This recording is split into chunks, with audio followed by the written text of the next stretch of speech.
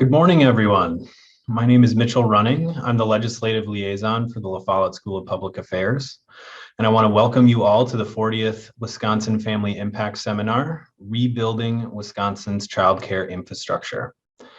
The Family Impact Seminars are an initiative of the La Follette School, and I'd like to now introduce our director, Professor Susan Yockey. Thank you, Mitch. I want to give everyone a warm welcome to this 40th Wisconsin Family Impact Seminar. We're thrilled that you have joined us today. Our mission at the La Follette School of Public Affairs is to inspire evidence-based policymaking that advances the public good. And the Family Impact Seminars are a great example of our commitment to convene decision makers and researchers to talk about the important policy issues of our times. I look forward to learning from our speakers today about what we can do to ensure that families here in Wisconsin have access to affordable and high quality childcare. Thank you for being part of this conversation.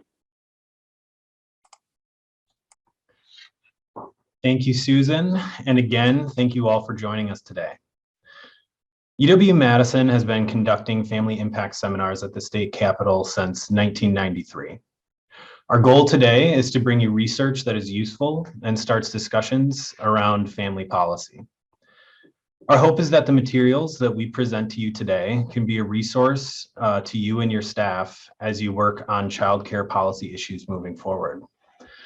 The seminar topics are selected by our bipartisan advisory board, which is made up of 10 legislators and 1 representative of the governor's office. We met with each of them last August, and they were interested in this topic for several reasons. They wanted to know, why is it so difficult for families to find childcare? Why are providers leaving the early care and education field? And what policy solutions are available to grow the early care and education workforce? In preparation for today, we spoke with many childcare experts, both researchers and practitioners, to better understand this topic. We feel very fortunate to have secured 3 outstanding speakers that are on the leading edge of this field, and we are very excited for them to present to you today. Our first 2 speakers will provide some foundational information about the issues the early care and education workforce faces. They will examine some recent data from Wisconsin and some of the impacts resulting from instability in the workforce. Our final speaker will discuss possible policy solutions to grow the early care and education workforce. Before introducing our first speaker, I want to let you know that we have posted several resources on our website. The Legislative Fiscal Bureau has compiled a memo outlining current childcare programs and funding levels in Wisconsin. And I just want to give a special thank you to John Gentry and Charlie Morgan for offering their time and their expertise in putting that together. The speaker's PowerPoint slides are also available at this time, as well as accompanying issue briefs that dive into this topic in more detail. So very quickly, I want to go over the format of the seminar today. Each speaker will have roughly 20 minutes to present, and then we'll take brief clarifying questions for that speaker. After all 3 speakers have presented, we'll open it up to questions for everyone. We will end at 11 o'clock Central Time today. Everybody can submit written questions at any time throughout the seminar by clicking on the Q&A button at the bottom of your screen. When you submit your question, please tell us your office or agency so we can pull from a variety of viewpoints. And for your awareness, we will mention your name unless you tell us not to. And so with that, I would like to introduce our first speaker. Our first speaker today is Alejandra Ros Pilarz. Dr. Pilarz is an assistant professor at the Sandra Rosenbaum School of Social Work at UW-Madison. Her research examines how parental employment and children's early care and education experiences matter for child development. She is one of the lead investigators on a UW-Madison research team that is partnering with the Wisconsin Department of Children and Families to study Wisconsin's early care and education workforce and changes in the supply of early care and education in the state. Her other research projects focus on mothers' employment and child and family well-being and are funded by the National Institutes of Health and the Russell Sage Foundation. Today, she will discuss emerging data in Wisconsin and what it reveals about the supply of childcare in the state, as well as the people who are providing that care. Dr. Pilarz. Thank you so much. I'm happy to be here. I'll go ahead and share my screen. Okay. So today I'm excited to be talking about early care and education in Wisconsin. And some of the data that I'm going to be showing you come from two projects that were conducted in partnership with the Wisconsin Department of Children and Families, from the Preschool Development Grant and the Child Care Policy Research Partnership. Both of these funded by the U.S. Department of Health and Human Services with the goal of improving ECE systems in the state. So I'd like to gratefully acknowledge staff at DCF and the research team at UW-Madison, which is led by Amy Cleasons, Catherine Magnuson, and myself, for the hard work that went into generating some of the data and findings that I'm going to be talking about today. Okay, so before I dive into the state of early care and education in Wisconsin, I want to remind us all about why ECE, or early care education, is so important and why we're talking about it today. There's a wealth of evidence that high quality and affordable ECE promotes children's development, parents' ability to work, and ultimately fuels the economy at large. Children who attend high quality ECE, especially children from families with low incomes, do better in school, are more likely to graduate high school and attend college, and also tend to be in better health and have higher earnings in adulthood. And these gains in turn have positive spillovers to the economy and society at large. High quality and affordable ECE is also critical for parents, especially mothers' ability to work. When ECE is unavailable or parents feel it's unsafe, they leave the labor force. And this results for parents in lost earnings in the short term and a lower earnings trajectory in the longer term when they do eventually return to work. But this also negatively impacts the economy when employers can't find enough workers or have increased turnover in their labor force. And parents were leaving the labor force due to childcare costs and availability pre-pandemic, but this has likely only gotten worse due to an increased shortage of providers who have left the field. And what do I mean by high quality early care and education? So high quality care is characterized by the quality of the interactions between children and their caregivers, as well as the provision of safe and stimulating environments that have age-appropriate materials for children to explore. Children thrive when their caregivers are sensitive and responsive to their needs and engage them in ways that stimulate their learning and curiosity about their environment. ECE providers are the most important ingredient of high-quality care. But high-quality ECE must also be affordable so that families can actually make use of it. So when I talk about ECE, I'm referring to a few different types of settings that I want to briefly explain. So the center-based care sector includes private centers, state and locally funded pre-K programs or pre-kindergarten programs, and federally funded Head Start programs, which serve low-income 3 to 5-year-olds.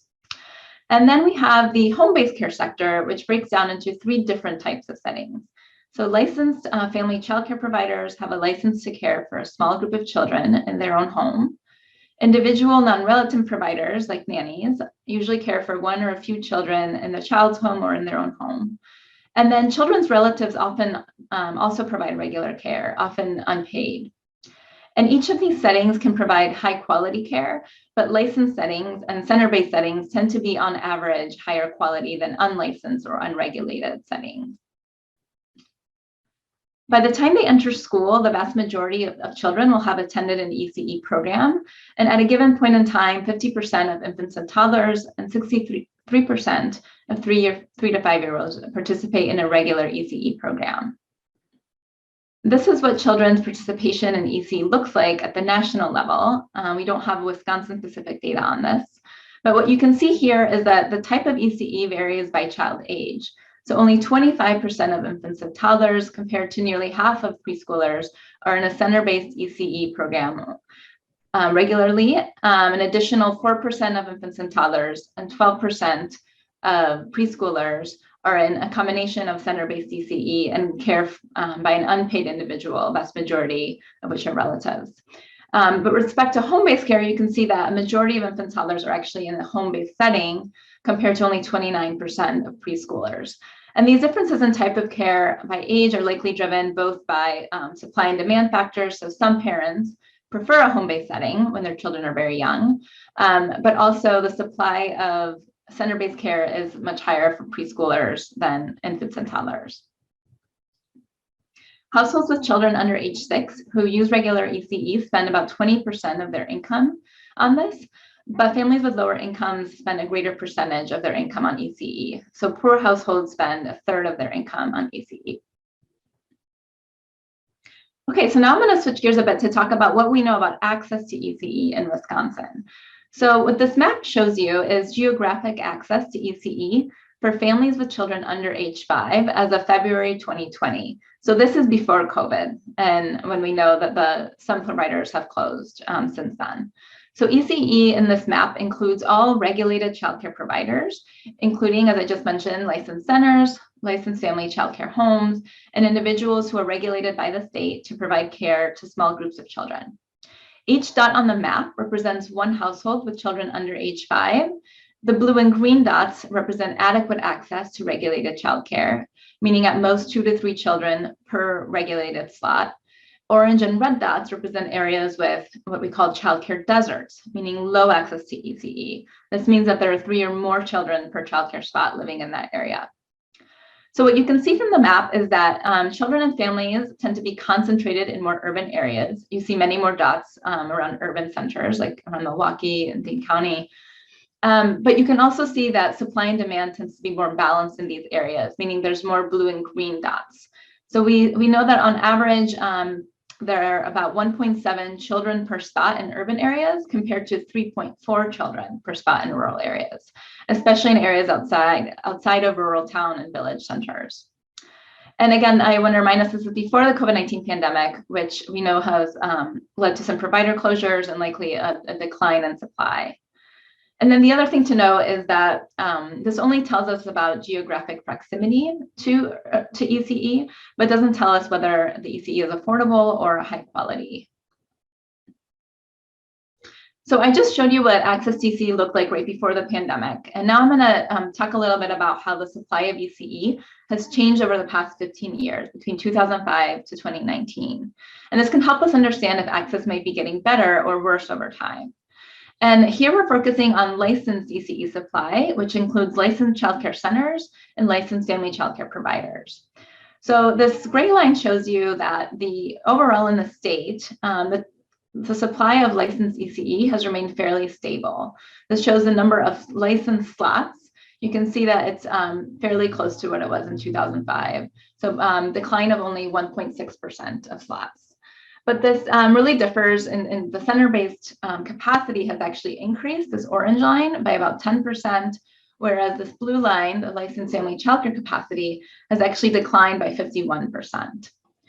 And what I'm showing you is licensed capacity, so number of children that programs are licensed to care for, but this is likely an overestimate of the number of children actually being served because we know that some programs operate under capacity or under enrollment, either because they can't find enough children to fill those slots or because they can't find enough qualified teachers to care for more children.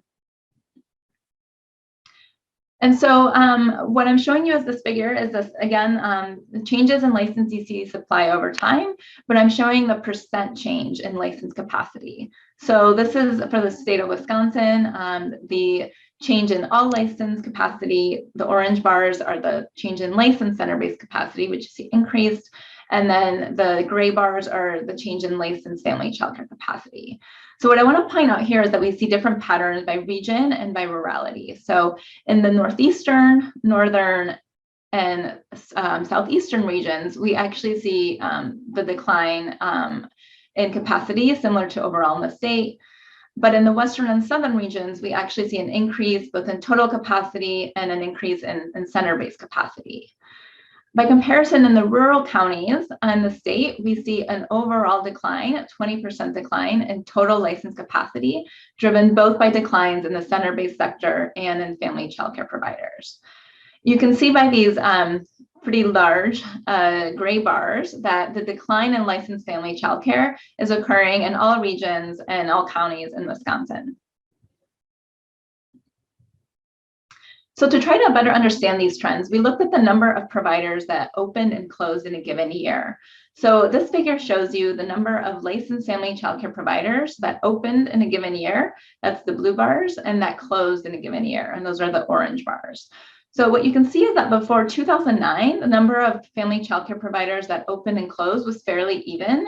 The bars are similar heights. But starting in 2009, many fewer providers opened than closed in a given year. And this is what is driving this decline in family childcare capacity. So what this suggests is it's important to pay attention not only to retaining current providers, so minimizing closings, but also to encouraging more providers to enter the field. And I'm showing you the licensed childcare center openings and closings just for comparison, so you can see that in this more stable sector, there's been a similar number of provider openings and closings each year. Okay, so what are the implications of these trends that I've just showed you? Well, we see that it's a decline in rural counties and northern parts of the states in licensed childcare capacity, which means that families in these regions are more likely to live in childcare deserts with lower access to ECE. And this is consistent, again, with what I showed you with that map of geographic access to care that shows lower access in those parts of the state. The large decline in licensed family childcare most likely impacts families who rely on this care the most, including families with infants and toddlers, families with lower incomes who can better afford family childcare, which tends to be less expensive, families in which parents work during non-standard hours outside of 9 to 5, Monday to Friday, because family childcare providers are more likely to provide care during these times, families of color and immigrant families who are more likely to live in childcare deserts, and families living in more rural areas who also have less access to care and less access to center-based care. So the decline in licensed family childcare means that parents who depend on this type of ECE might be either leaving the labor force or putting their children in unregulated and potentially lower quality settings, which in turn has negative implications for parents' employment, for children's development, and for the local economy. And I want to point out that while we see relative stability in the center-based sector, this likely masks instability within childcare centers in terms of teacher turnover. So when a family childcare provider decides to leave the field, we observe this in our data as a family childcare closure.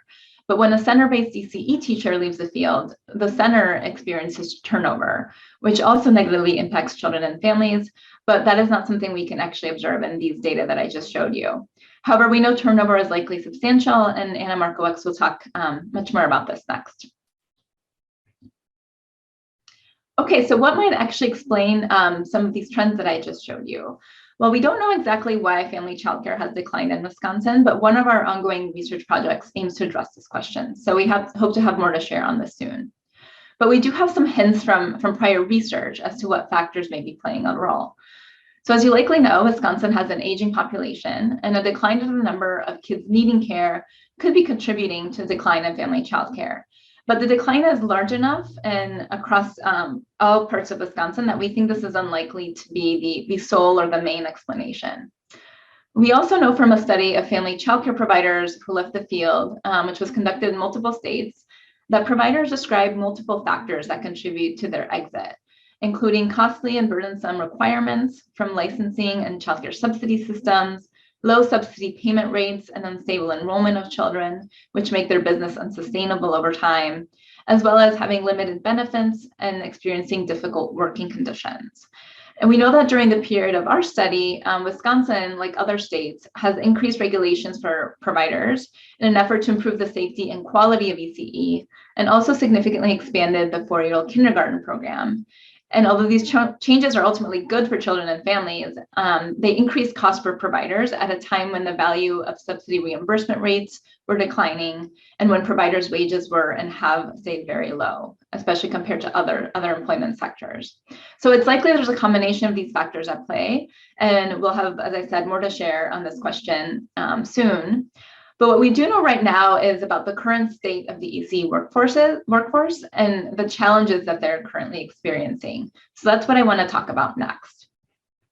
So in the fall of 2020, spring of 2021, we conducted a series of studies on the Wisconsin ECE workforce, including a survey of center-based ECE teachers and a survey of family childcare providers.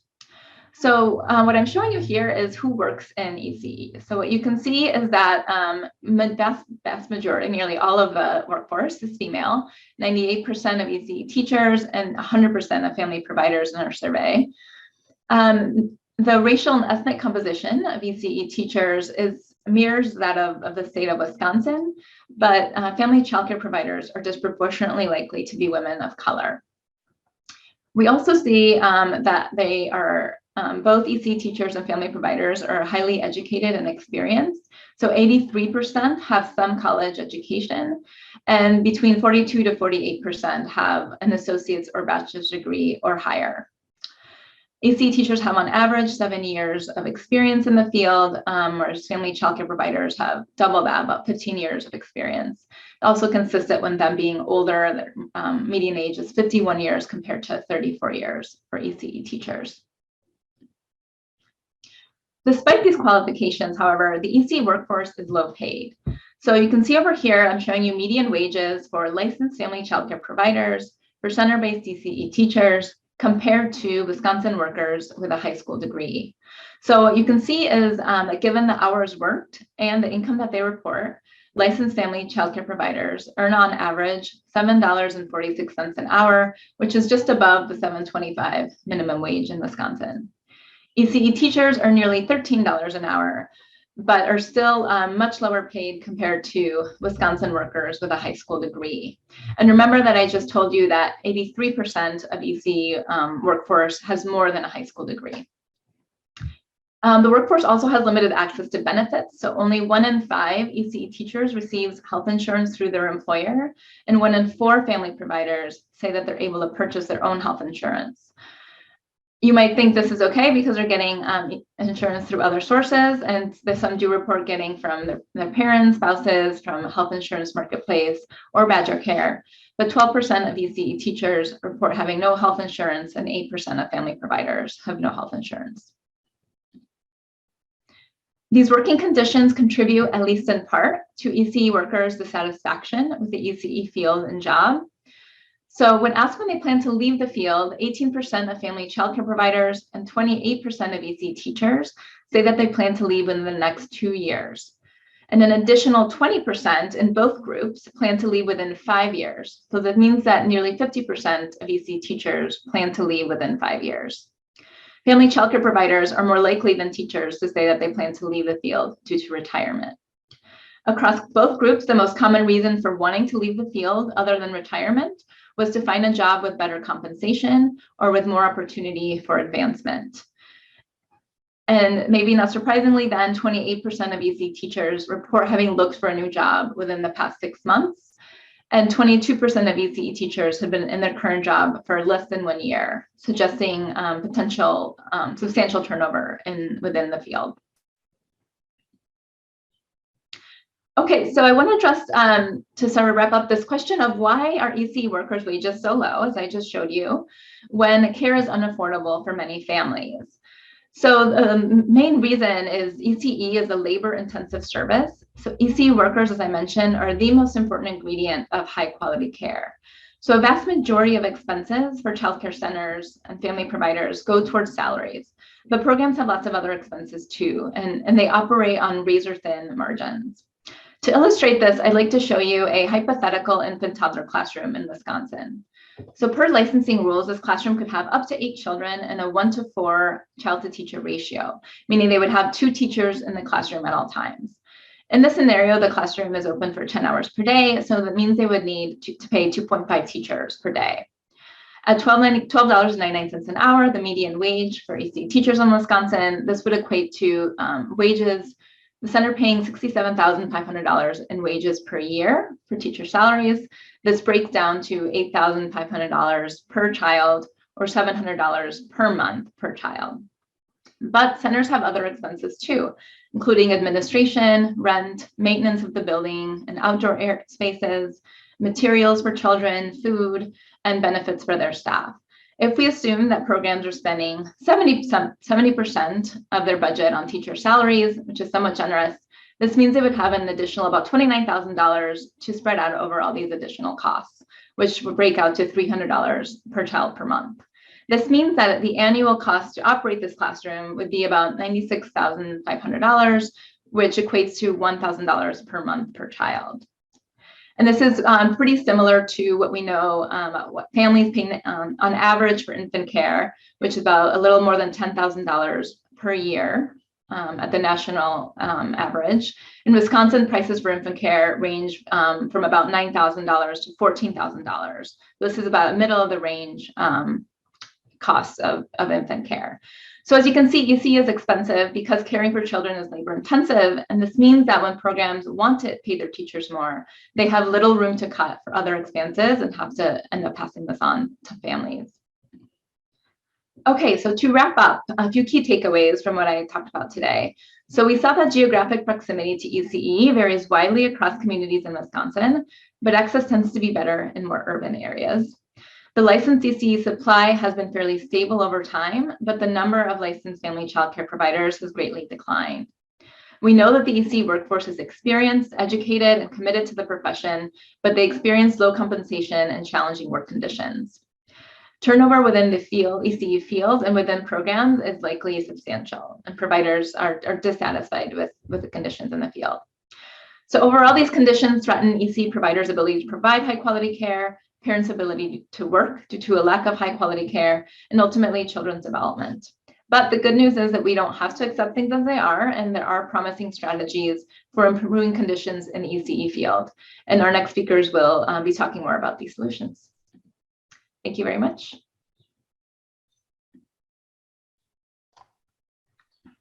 Thank you, Alejandra.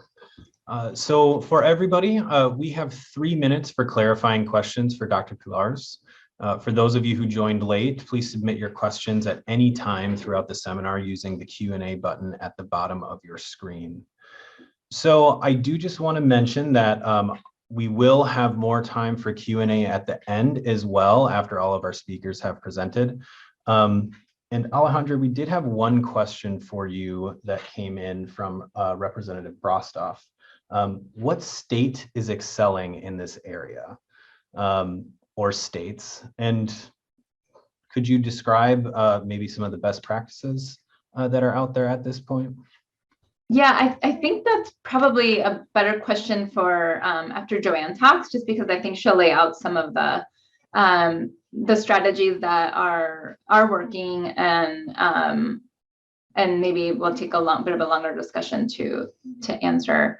But I'm not sure that there's definitely states who are trying different things, including Virginia, which I think JoAnn will talk about. So I think if we save that for later, that might provide a better answer. Yes, and thank you for foreshadowing that.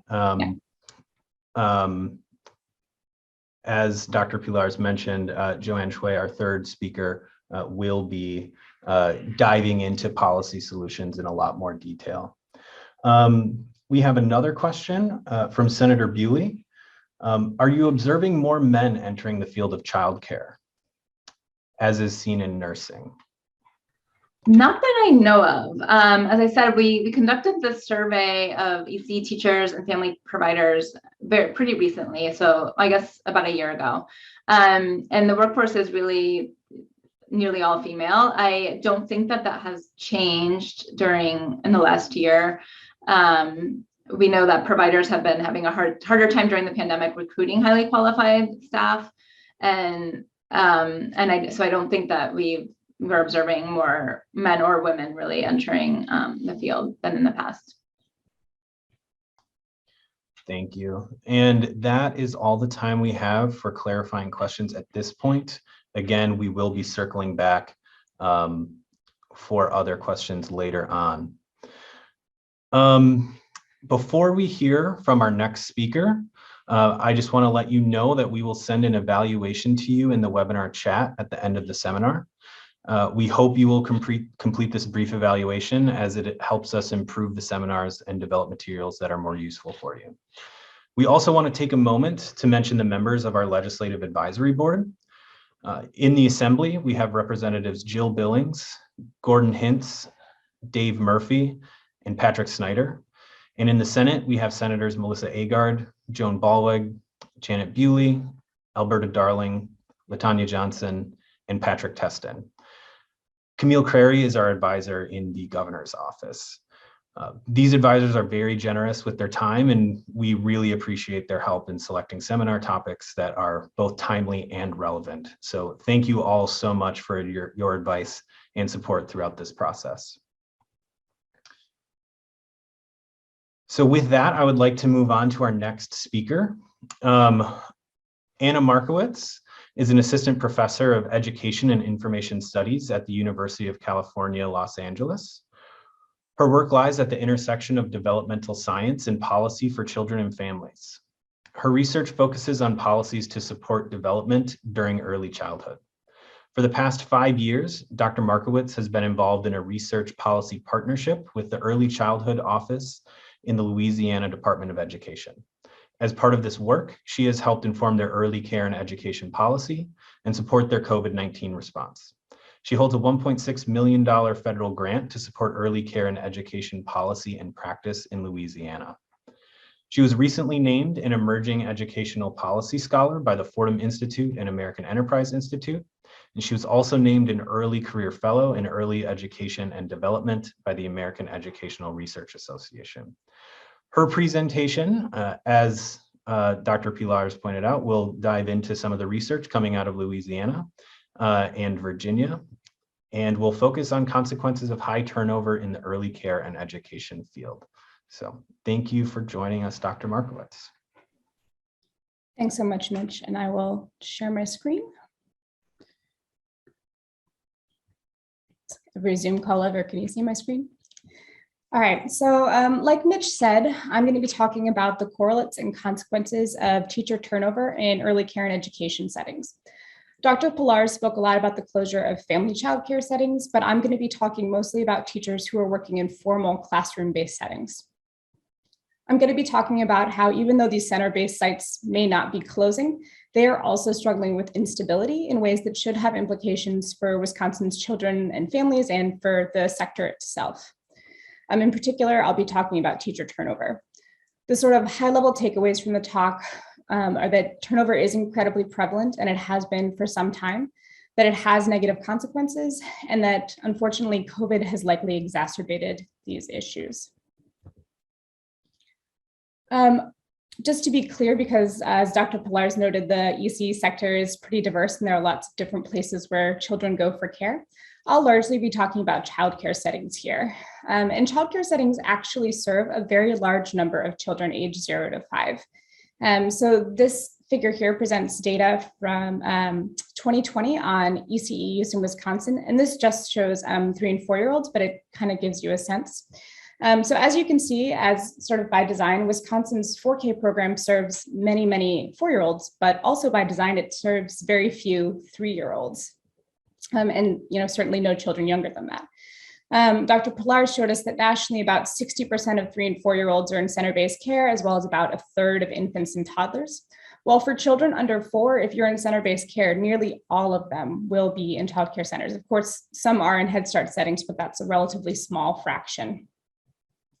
Why do parents choose center-based care? Well, some parents may just prefer a center-based setting. They prefer to have their kids get that kind of school practice or socialization with more kids in the room. Some parents may need care in the hours that the centers provide, or just for other reasons. Either way, childcare is sort of fundamentally an important part of the ECE ecosystem, and so I'll largely be looking at that sector in this talk. To echo Dr. Pilarz, in these centers, it is the teachers that are caring for and educating these young children that are the most essential ingredient in building high quality. If you've had a young child or been a caregiver for a young child, this may not be all that surprising. I'm sure you can think back to your own kiddos coming home and talking about their teachers and what Miss So-and-so did. You know their teachers can be very important to them. And this is very important because children learn best from adults that they are bonded with. But it actually is more than that. The work of ECE teachers, much like the work of teachers of older children, is highly skilled work that requires specific knowledge and competencies. Teachers create high quality environments by creating warm, sustaining classrooms for children where they're emotionally supported while being challenged intellectually. They build creative and enriching activities that support children as they build the baseline skills that they'll use for the rest of their lives. Teachers are supporting our kiddos as they make their first friends and manage their first fights. And they leverage these tiny instructional moments to help children understand big ideas and gain important new language. Whereas with older children, you can sort of explicitly instruct them or sort of tell them about how to do something. With young children, often you just sort of have to listen to what they're saying and ask them the right question at the right time for them to move on to the next level of understanding. And a high quality educator does this. unfortunately, we lose a lot of these quality building educators each year, particularly in childcare. Now, I'm showing you data here not from Wisconsin, but from Louisiana, and you may be asking why. Well, historically, it's been very difficult to get data on childcare teachers because childcare centers are fundamentally private businesses. Even the question about are there more men in the workforce, that's difficult for us to know in real time because we collect very little data, or we collect very little data that we then leverage for research. There just isn't an easy way to get data on ECE teachers like teachers in the K-12 system. But in Louisiana, as part of a major accountability reform launched in 2012, they have essentially been collecting data in every ECE classroom in sites that receive any public funding. So this would include childcare subsidies twice a year. And this data includes the name of the teacher. And we were able to leverage this to create, for the first time, a statewide data set capable of tracking teacher turnover. And so this is data that we found. So this is annual turnover, and what I have here is turnover from 2018 to 2019, but we've been able to look sort of across several years and see, the same pattern across. Here you can see the rather startlingly high rates of turnover. Nearly 50% of childcare teachers that are there one year are gone the next. As a comparison point here, I have educators in Louisiana's state pre-K settings, which are all school-based. And there you can see that that turnover is about half of what we saw in childcare settings. And just as a further point of comparison, even though pre-K is much lower than childcare, it itself is more than twice the turnover that Louisiana saw in K-12 settings that same year. Now, this is just 1 year of data, but using the same data set, I'm also able to track teacher turnover over time. So I can essentially see if they're working in the same center year after year after year. So on this slide, the green bar again represents childcare centers. The light blue bar represents school-based pre-K. And the sort of y-axis is teacher retention. So my data start in the fall of 2016. So 100% of the teachers that I'm looking at are there. And then sort of as the line goes down, this is our loss of teachers over time. What we can see here is that after just 3 years, 75% of a cohort of childcare teachers are gone. This is 50% in school-based pre-K. Just to try to add a comparison point to Wisconsin, earlier Dr. Pilarz talked about how what percentage of teachers reported that they did not intend to stay at their work, and sort of 25% said, oh, I'm not going to be there next year. So it may be the case that turnover is just higher in Louisiana than it is in Wisconsin. I cannot answer that in these data, unfortunately. But I should note that when we ask teachers that same sort of intent to turnover question in Louisiana, we actually get very similar proportions as Dr. Pilarz found. Nonetheless, we're observing actual turnover that's much higher. This to us is suggestive of a pattern where teachers are planning on staying, but something sort of kicks them out of that workforce. And unfortunately, this loss of teachers and really the loss of qualified and competent teachers is massive, particularly cumulatively. It's also the case that this turnover will create challenges for classrooms and for efforts to build ECE quality over time.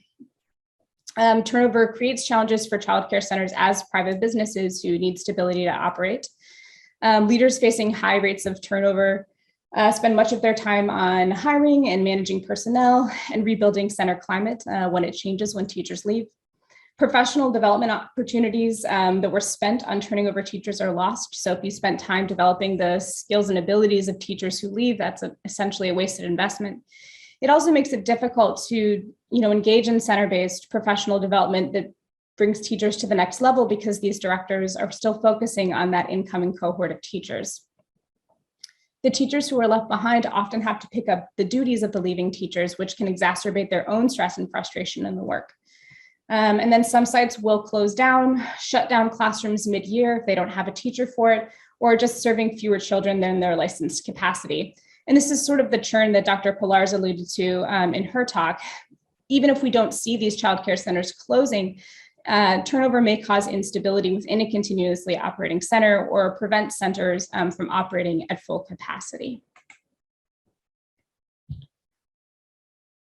It's also the case, and this perhaps is not hard to imagine, that turnover has implications for development. As I mentioned earlier, for young children, learning and development really happens fundamentally through trusting relationships. Again, for parents and caregivers, not too surprising. You've seen students get attached to their teachers, and those relationships, particularly for young children, are the backbone of the interactions and activities that teachers leverage for safe exploration for children, for learning, and for development. Children are more likely to engage in activities when they have a relationship with a caregiver that's sort of positive and warm. So children who lose out on these relationships due to teacher turnover essentially lose out on learning time, and they also may struggle to manage the emotions of that loss. They lost a person they cared for, and they don't quite understand why. So you may wonder, how big of a deal is this, or what kind of loss are we talking about here? So what these slides show is the results of a study I did comparing the learning and development of children whose teachers did and did not turn over in Head Start settings, which is another center-based ECE setting. This is data from 3- and 4-year-old children. And what it shows is a clear disadvantage for those who experienced turnover within the year, as opposed to children who did not experience within the year. I'm presenting in this figure these negative impacts shown as percent differences. So in my data, children who experienced turnover scored 5% lower on an assessment of vocabulary. They scored 11% lower on an assessment of early literacy, and they had 10% higher behavior problems.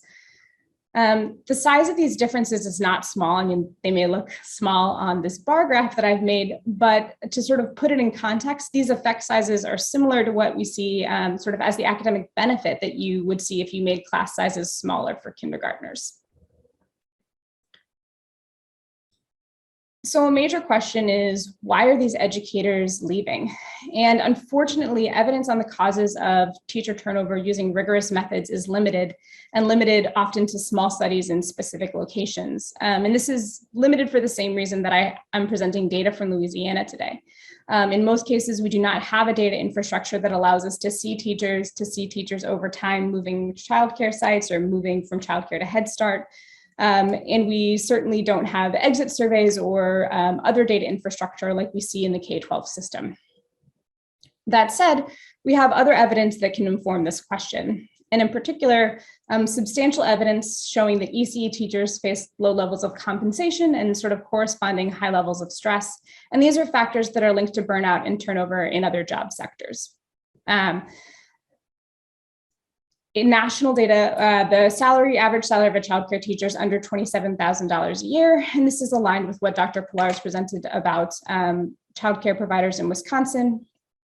She showed that ECE teachers working in center-based settings had a median wage of about $13 an hour, and that only about 20% get access to health insurance from their employer.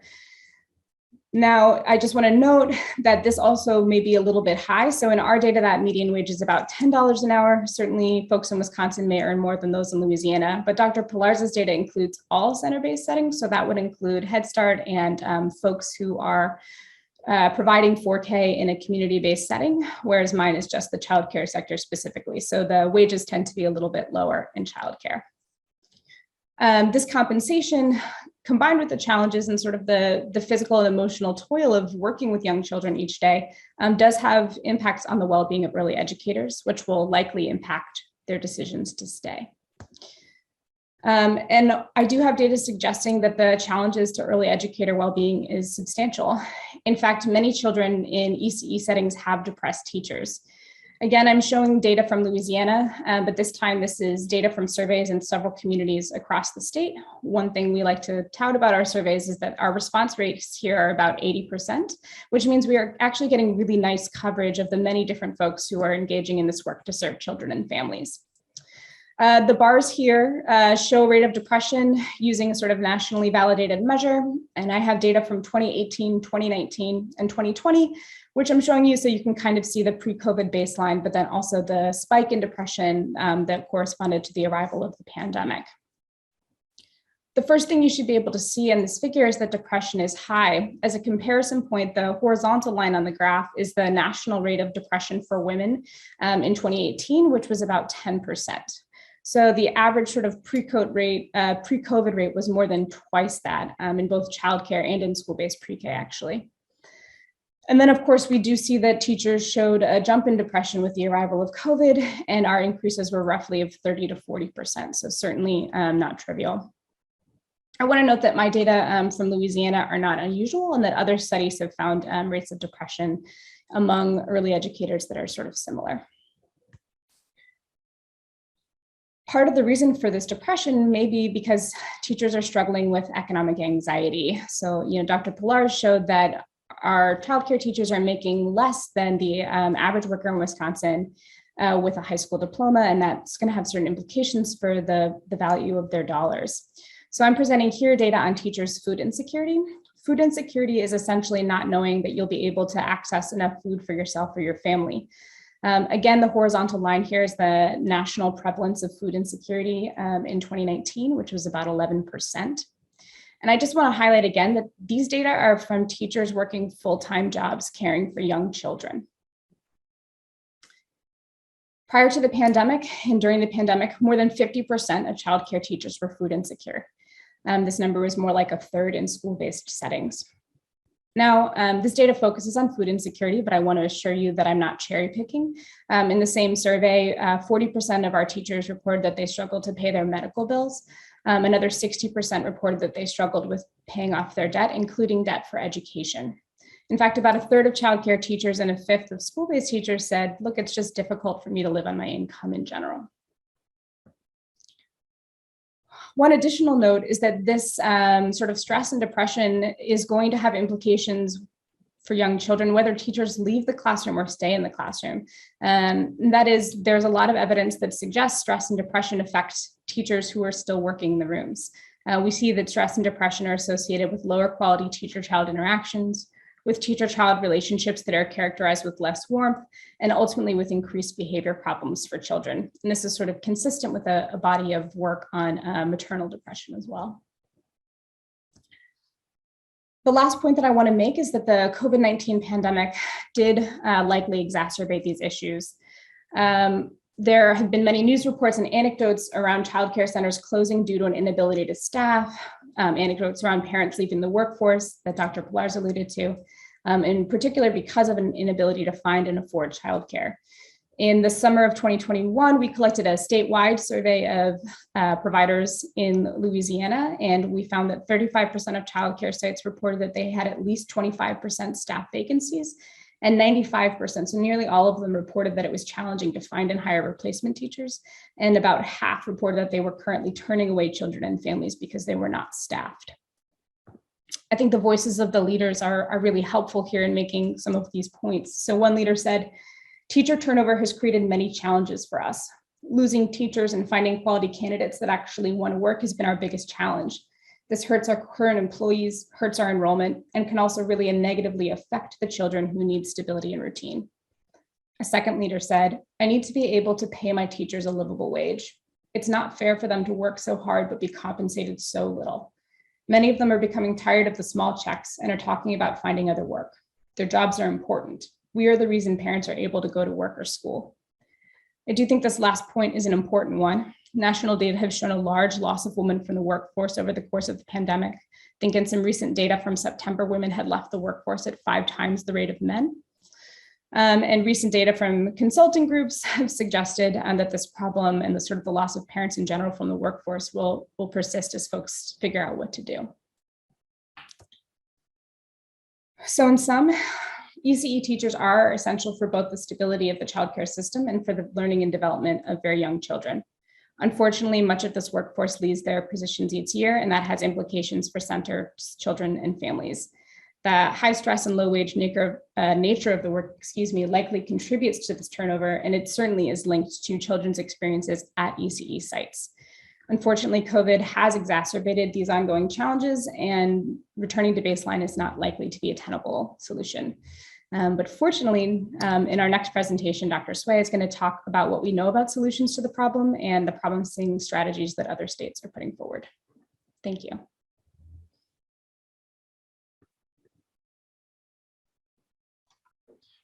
Thank you, Dr. Markowitz. Again, we have about 3 minutes for clarifying questions for Dr. Markowitz, and we will prioritize questions from legislators. And just another reminder that you can submit questions throughout the seminar by clicking the Q&A button at the bottom of the screen. So we did have one question come in from Representative Armstrong. He asks, I work with child care centers weekly. All of the ones that I work with allow workers' children to attend the daycare center at no charge. Has this been figured into any of your studies? Yeah, thanks. This is a great question. So we do talk to the providers that we work with about whether or not they're able to provide that benefit. Some can and do, and it's one way to sort of attract younger workers and we'll sort of retain them for a longer period of time. Unfortunately, many sites cannot afford to do that, in part for the reasons that Dr. Pilarz highlighted. It's actually a huge benefit in terms of cost, right? If you can be getting, that's $15,000 or $20,000 a year, and perhaps even more depending on the age of the child. So some places do that, and it would be a huge benefit, and some are unable to.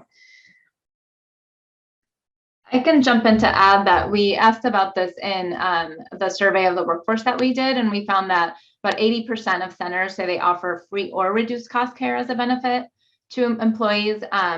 And in our teacher survey, we found that about 38% of teachers say they have kids, at least one child in the household. So, yes, some are definitely likely taking advantage of this. We don't know exactly how many, have kids within the age range that the center serves, but it's definitely a huge benefit for when their kids are, that age, able to attend the center. So it is happening in Wisconsin. We don't know too much details about it though. Unfortunately, the answer for many of these questions will be the data systems are weak, but we're trying our best. Thank you both. I think we have time for one more question, maybe a couple. We do have a question from Iva Petrovac. Have childcare costs increased in recent years to combat turnover? This is also a really good question. So certainly in some places, yes. And if you talk to families, it is becoming increasingly unaffordable.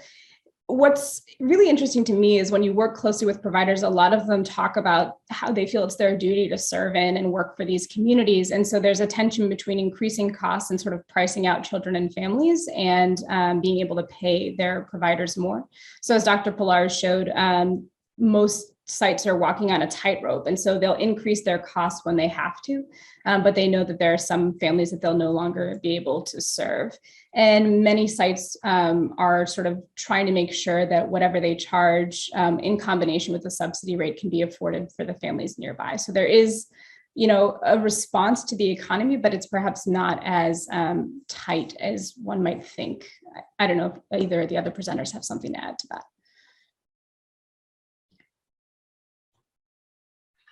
Great. Thank you, Dr. Markowitz. I think we will move on at this point, but just a reminder to everyone that we are getting your questions and we will come back to them after Dr. Hsueh has a chance to present. So thank you again, Dr. Markowitz.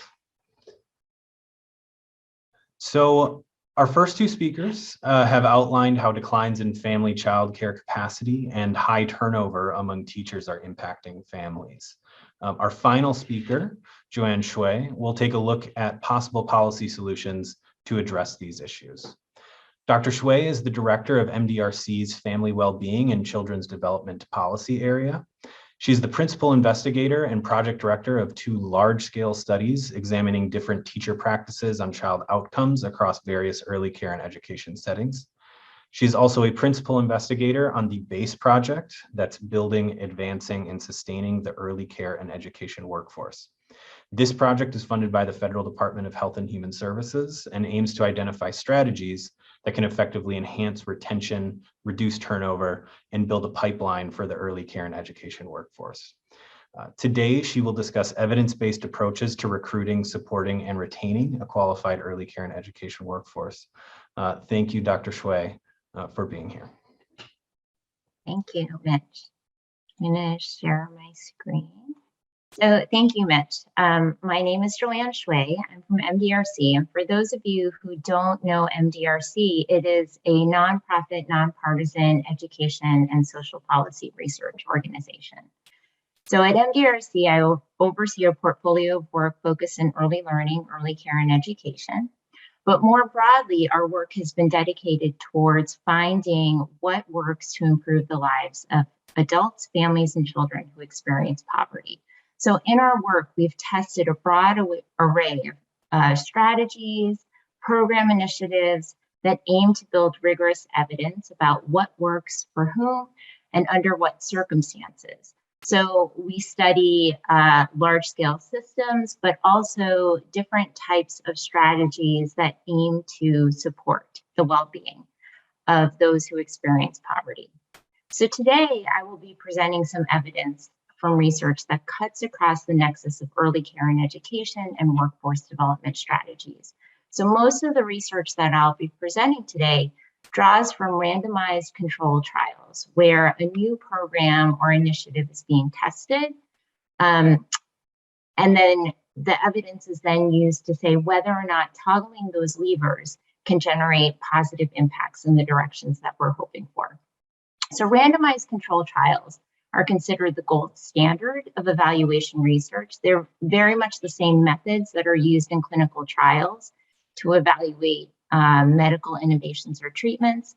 And so from this prior research, I aim to draw out lessons from these evaluation studies conducted in early care and education, but also other labor market and post-secondary education sectors to draw out policy relevant insights and explore evidence-based ways to support the early care and education workforce in the current context. So as we heard from Dr. Pilarz and Dr. Markowitz, there is a growing body of descriptive research about the turn in the early care and education workforce. There are challenging demands, low pay, which can have negative repercussions for the supply and availability of high quality early care and education options, both in home-based and center-based childcare settings. But there's still much that needs to be learned about how policy solutions and practices can help effectively build a sustained qualified workforce. So challenge one, as Dr. Markowitz and Dr. Pilarz highly noted, that we have imperfect data. So we have not yet had a comprehensive examination of early care and education employment dynamics. So the evidence that we heard from Dr. Pilarz and Markowitz is among some of the most cutting edge and newest insights that we have in this area. But we still have much to learn about what circumstances, what context, what factors really predict the variation in the employment dynamics and the challenges to building a qualified workforce. Second point is that in addition to that, there is limited evidence about sustainable, cost-effective strategies that can build a qualified and stable workforce. So we don't yet know what works for whom, under what circumstances, and this is particularly important given that early care and education systems vary so widely across localities, states, and as well in terms of the quality standards and funding streams and the populations of families and children that they aim to serve. And lastly, the third point is that the goals of building a qualified and stable workforce, especially in the COVID-19 context, are inherently quite complex and challenging. So we want to be sure that qualified individuals are brought into the workforce, but also that individuals who already make up that workforce have the qualification, skills, competencies, as well as the supports in place so that they can provide high quality, nurturing, and engaging learning environments for young children. So this requires a multifaceted set of solutions that aim to first address the immediate crisis of rebuilding the workforce, but also longer-term strategies that aim to support the competencies, capacities of the workforce, existing workforce, as well as provide a pathway for longevity and advancement in the field so that they can achieve upward economic mobility and career advancement. However, there has been limited rigorous evidence to date about the effects of workforce development strategies in early care and education specifically. So through this talk, I will aim to draw insights from other fields that can help point to potentially promising solutions. So a first step in bridging the gaps between evidence, decision-making, and practice is having a common language to define the problems that we aim to address. So building on the work of Dr. Pilarz and Markowitz, the prior literature has explored different data sources, different outcomes, and the research has looked at outcomes in some instances about intent to stay or intent to leave, which may or may not be related to actual departures. So other research has not looked at employment workforce dynamics in a multifaceted way. So one thing that I aim to do with this slide is just define some common terms. What do we mean by the employment dynamics, or what are transition points of interest that we can focus on to help identify the problems and also the solutions that we aim to address? So in this slide, what we outlined there is entry into the workforce, so the extent to which new prospective educators come into new jobs, come into different provider settings or early care and home-based or center-based settings, or into the field of early care and education as a whole. We may be concerned about the retention of those individuals in a given job in a particular center, as well as staying in the field as a whole. And we may be trying to prevent turnover or exits out of a given job or a given center or in the field of early care and education as a whole. And we may also be concerned about advancement or the upward economic and career trajectories of educators within the early care and education field, or as they move out of the early care and education field. So in this slide, we aim to identify these different transition points, which are inherently a function then of several different hypothesized factors that shape the daily experiences, opportunities, and challenges of individuals and their employment decisions and behaviors. So one set of characteristics that may shape that are the individual characteristics, well-being, and circumstances of the workers themselves. Another is the set of job demands or workplace conditions that they experience in home-based and center-based care settings, which offer a wide range of and varied supports, but also demands and workload. And then we may also be thinking about how local education and labor market opportunities and barriers available may also shape these employment decisions.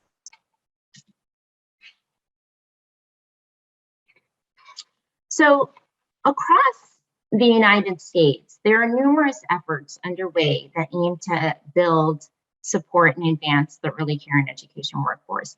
These strategies vary in terms of their targeted outcomes. They vary in terms of the levers of change, or what they hope to use as a pathway towards achieving their longer term outcomes in terms of building and sustaining a stable workforce. So on one hand, building off of the slide that I had just shown, there's a focus on individual qualifications and competencies. So this may be requirements or opportunities for post-secondary education. There may also be a focus of many strategies on the individual economic well-being, such as the compensation, wages, and benefits that are offered to early care and education workers. There's also a focus to some degree on the workplace job demands or job supports, such as the structural, social, and organizational kind of factors that may strain or support workers in terms of executing care for young children. And then there's also a focus on individual psychological well-being. So to what degree can there be supports in place that help individuals cope with stressful work conditions, exhibit resilience under stressful conditions? And lastly, there are efforts underway that also aim to align system elements and inequities across early care and education systems, which this is particularly important given that many early care and education systems are fragmented in the sense that they're funded by a variety of funding streams that have different requirements, different data systems, and that misalignment can in turn contribute to individual turnover. So all of these factors are hypothesized to be potential mechanisms that folks have been thinking about to strengthen the pipeline of ECE workforce development and advancement. So currently, having said that, what does the landscape really look like then in terms of these strategies? So the landscape of strategies to strengthen the pipeline of early care and education workforce is quite varied. Existing strategies likely are not sufficient to address the full breadth of challenges to building a qualified and stable workforce as it currently stands. For the most part, models are proof of concept in terms of their phase. Many of them offer fairly light touch supports that don't tackle the system level challenges or the workplace and job demands that confront ECE workers. Models also tend to be in fairly early stages of development and operate on fairly small scales with a patchwork of funding. And so in this way, they may not be reaching all of the potential eligible individuals that they could be supporting. And so while many of the states have multiple strategies underway, there is oftentimes a lack of attention towards the alignment across different approaches. And this also too can present challenges for individuals who seek to take advantage of them. So not surprisingly, there are still open questions that remain. There is limited evidence about the effectiveness of strategies, either in the short term or the long term, in terms of their capacity and ability to build and sustain a qualified early care and education workforce. We don't have strong information as well about what these strategies look like when they're implemented on a large scale. And so from this, there is limited information about what are the core elements or components of these strategies, infrastructure supports that are critical, and how best to ensure that they can be delivered well as they are designed to support early care and education workers. And lastly, there's limited information about the reach of these strategies. So who successfully completes them, who benefits from them in the short term and the long term as well. So having said all of that, I've highlighted a number of open questions that are in the field. And so then that may bring you to the question, well, what can I do given this context? So while there are many open questions, there are also some interesting angles to take that may be promising in terms of reforms for the early care and education workforce. So here I aim to draw out those highlights. So one interesting and novel example is experimental evidence that's drawn from the pilot strategic initiative in Virginia, which aims to make work pay via compensation reform for the early care and education workforce. So here, what I aim to highlight is that the goals and who is targeted and the core components of the initiative that was pilot tested in Virginia. So this is called the Virginia's Pilot Teacher Recognition Program, which was launched in 2019. It was funded through Virginia's Preschool Development Birth Through 5 initial grant, and it was conducted in partnership with the Virginia Department of Education, foundation funded, and research partners at the University of Virginia. The pilot program had its intended goals to support the early care and education workforce retention, as well as recognize early educators for their work with young children. So the targeted population and the eligibility criteria for this were any educators who were supporting children 0 to 5 in publicly funded center and home-based childcare centers. So any center that then accepted childcare subsidies, Head Start, and school-based pre-K settings. So the core components of this were that each educator, contingent upon being employed full-time in the same childcare site over an 8-month period, could receive a bonus payment of up to $1,500. And this was verified, the employment was verified by Virginia's Early Care and Education Foundation and continued employment. And so here what we see is that this graph shows the impacts of the program, where centers were assigned to the pilot bonus recognition program, where they were offered up to $1,500 over an 8-month period, versus control centers where they were not offered that same opportunity to take up the bonus payments. And so here on the left-hand side shows the educator turnover that was over 8 months, and on the x-axis, and the slide shows that there was that even a relatively modest bonus retention of $1,500 paid out in 3 installments could reduce teacher turnover in child care centers. So here we see all sites on the left-hand side where there's a dramatic drop from 25% turnover to those who receive the teacher recognition program to just over 14% turnover over an 8-month period. And this impact is even larger for child care centers, where turnover in the absence of the bonus retention was 30% turnover of ECE workers, of educators, versus 15%. And this was much smaller in school-based programs. So why did this work? It is likely because the retention bonuses were explicitly tied to retention in the same center over the 8-month period. And teachers also did not actively need to seek out or verify their employment status in order to receive the bonus.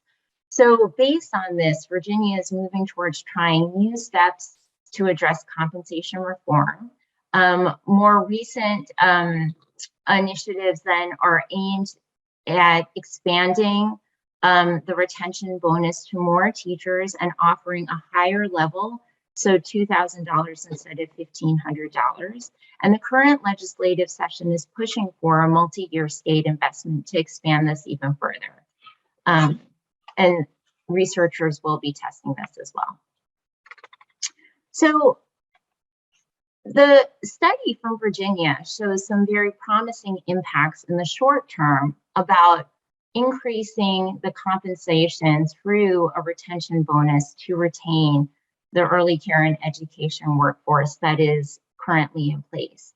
But based on these findings, some questions still remain. A key question is whether the time-limited financial incentives can generate long-term effects in terms of the retention of individuals in the workforce.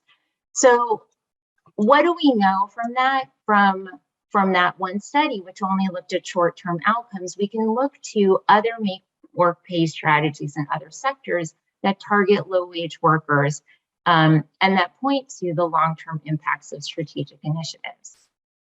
So decades of studies led by MDRC demonstrate that the answer is it's not always the case that short-term bonuses will lead to long-term employment engagement by individuals. In fact, random assignment studies show that make work pay strategies are remarkably reliable at boosting workers' earnings and incomes and reducing poverty, and sometimes can lead to employment and retention while the monetary supports are available. But these impacts often fade when the financial incentives are no longer in place. So here, what I show is the long-term 5-year impact evidence from a make work pay strategy called the New Hope Project.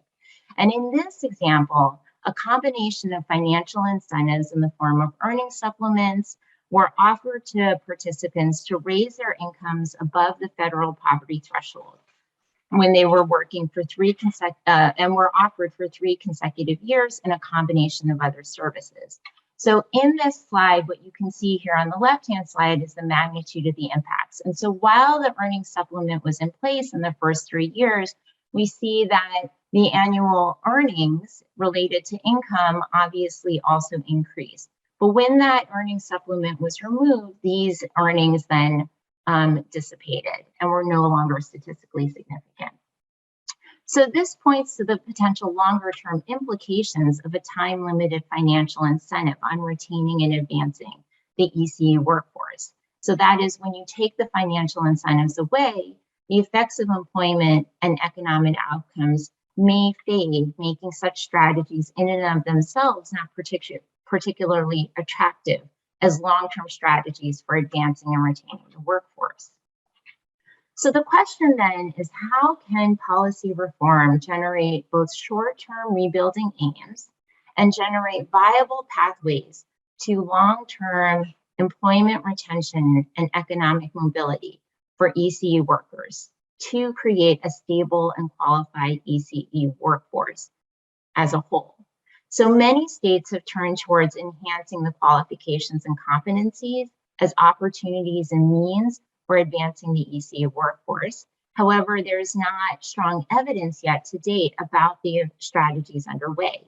So an example of this is in Louisiana, where individuals were offered scholarships that covered the full cost of tuition and coursework, financial incentives of up to $3,300 in tax credits per year once teachers completed their credentialing and other supports. But in Louisiana, for example, many teachers who began the program were not able to successfully earn their credentials.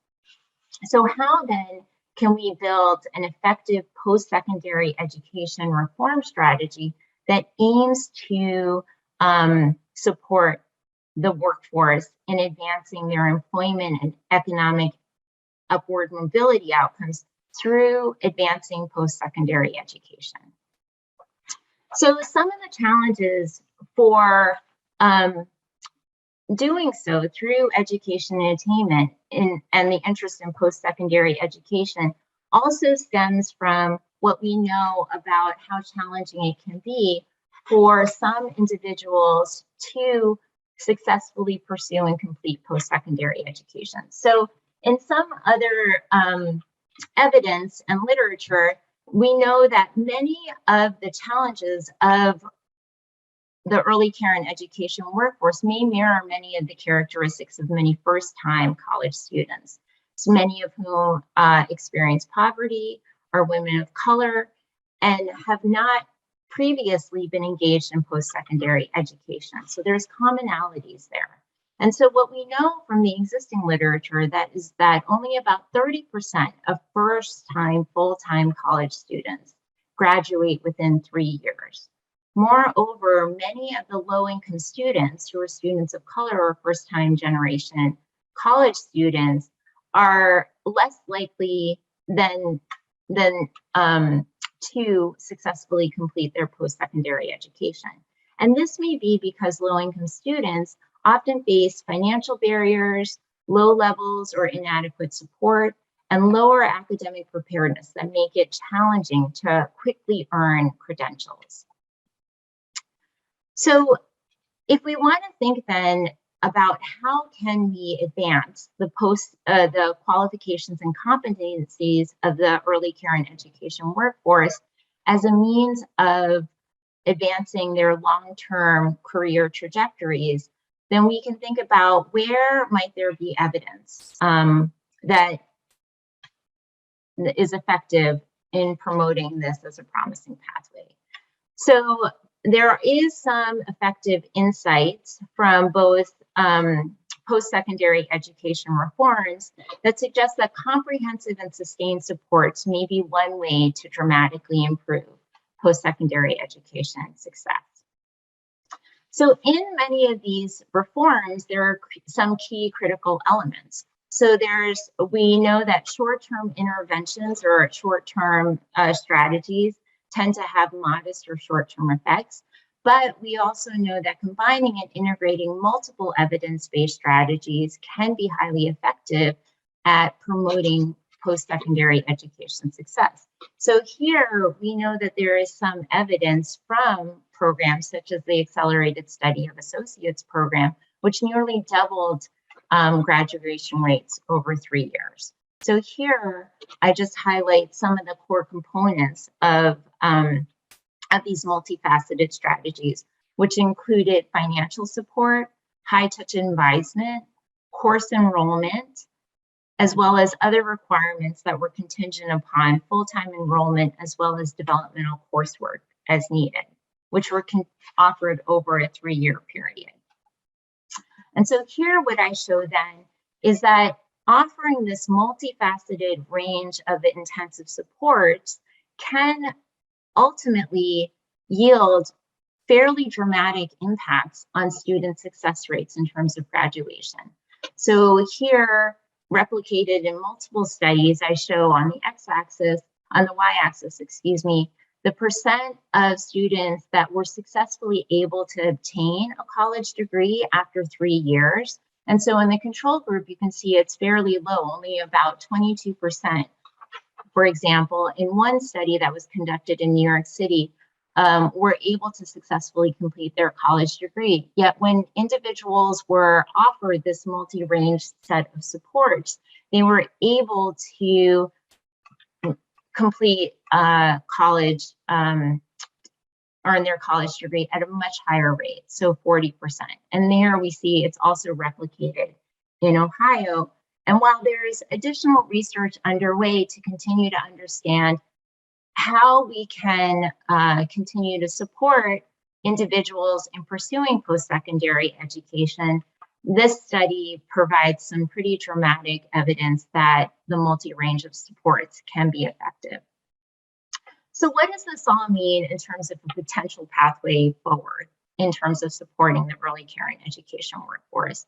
One is that short-term financial incentives show promise for encouraging short-term retention of the early care and education workforce. We also know that more robust, sustained compensation reforms may work better than time-limited short-term initiatives. But in order to build the qualifications and competencies of the workforce, and this requires a sustained, intensive educational and training supports to make it a viable development strategy for the early care and education workforce. So coordinating and aligning compensation reforms with intensive workforce development initiatives, such as focus on post-secondary education, may be a promising path forward. And that this combination and aligning them may in turn be a strategy for building both the short-term and the long-term needs of building and sustaining a qualified workforce. So I'm going to stop there.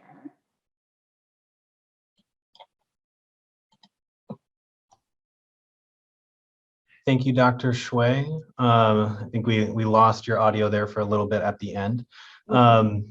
Just the last slide, so just wrapping up. We are a little bit over on time. So at this point, I would like to invite Dr. Markowitz and Dr. Pilarz to turn on their video so we can answer some of the questions that have come in. But Dr. Hsueh, I'm going to start with you. I have a couple of questions for you. First is, could you just quickly give an example of what a light touch support is? Yes. So an example of a light touch support is, so some strategies that aim to support post-secondary education, for example, or the qualifications and competencies, offer financial incentives that cover the cost of coursework or enrollment, but not necessarily the cost of the range of costs that are associated with attending additional training or post-secondary education. So in that instance, it is a fairly light touch in that it doesn't cover the full range of costs associated with pursuing further education, as an example. Great, thank you. And then the second question, I would just like to actually circle back to the first question we received today, and that was from Representative Brostoff, which was, what state or states are really excelling in this area? You mentioned that there is limited evidence available, but are there some best practices out there or models to point to for who's doing this well? So currently there is a wealth of interest in focusing on compensation and wages as a key lever to support and sustain the early care and education workforce. And I think some states that are obviously making really strong advancements there are some of the research that I presented by Daphne Bassick and our colleagues at the University of Virginia, which is taking place in Virginia. So the Virginia Department of Education, I think, is taking strong steps to focus on compensation as well. Recently in the news, you may also have heard that Washington, D.C. is moving towards a one-time, as it seems right now, bonus of up to $10,000 to support the early care and education workforce as well. So there seems to be a groundswell of interest in that area in terms of supporting the early care and education workforce. Thank you, Dr. Hsueh. So moving on to another question that we received, and Dr. Pilarz, this may be a good question for you. In your presentation, you presented a hypothetical classroom chart outlining some of the costs. The question is from Secretary Amundsen, and it is there a way to model that with current Wisconsin state and federal funding added to the picture? And have you explored that at all?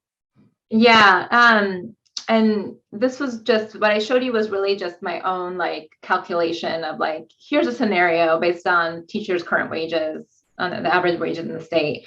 So I was just illustrating the costs that to centers of providing care, rather than factoring in money from different programs, including childcare subsidy program, which ends up lowering the costs for many families, what they're actually paying out of pocket.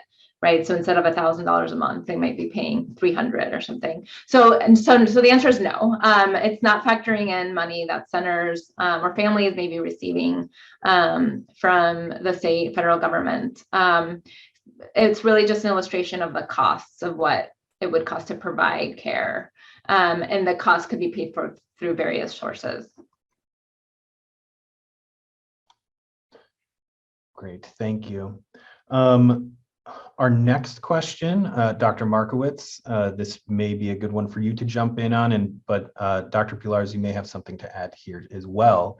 The question is from Representative Snodgrass, asking, are there any trends of people entering the ECE field? And that is, do we know anything generally about the people who are deciding to enter the workforce rather than leaving it? Yeah, this is a good question. And I think, again, a place where we struggle a little bit from a data perspective.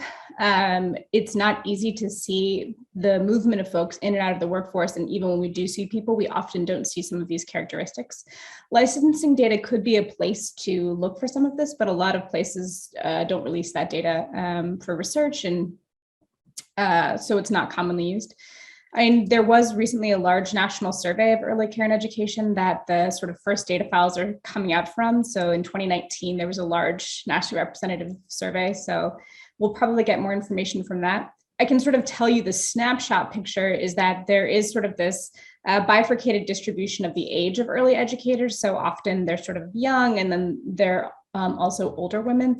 And one of the main concerns with COVID actually was that a lot of the older providers would be leaving the workforce. And then in terms of folks who have immigrated, there is, especially in the family child care settings, overrepresentation of immigrant workers, as well as women of color, as Dr. Pilarz suggested, but she may have more to say about Wisconsin specifically. That's great, Dr. Markowitz, thank you. No, I don't have much to add in the sense that we just don't have the data to answer that question in Wisconsin. We don't have good data that tracks who is in the workforce or who's leaving, entering the workforce at a given time in terms of their demographics. Great, thank you both. And just one final question, and this is for Dr. Markowitz. This is from Jenny Van Sickle. Are children that have high quality early care more likely to attend college or graduate college, or both? What the specific finding is varies somewhat by study, but the answer is both. Great. All right. That is all the time we have for questions. So In our last minute, I would just like to remind you that you can fill out the seminar survey by clicking on the link that will be provided in the chat. It should only take you a few minutes. And again, your feedback is very, very valuable to us. I also want to acknowledge the many people who helped plan and conduct this seminar. First and foremost, I would like to thank our wonderful speakers. So thank you, Dr. Pilarz, Dr. Markowitz, and Dr. Hsueh for your tremendous work. I know you've put a lot of effort into this. I also would like to give a special thanks to our expert planning committee and the La Follette School outreach team. They are not visible here, but they are on the call today, and the seminar would not have been possible without their help. So thank you all very much. Just a last announcement that the videos from this seminar, as well as additional content and materials, will be posted to the Wisconsin Family Impact Seminar website. And we will let you know when more materials are available and posted. And so with that, I would like to end by thanking all of you for being here today, and we really hope you enjoyed the seminar.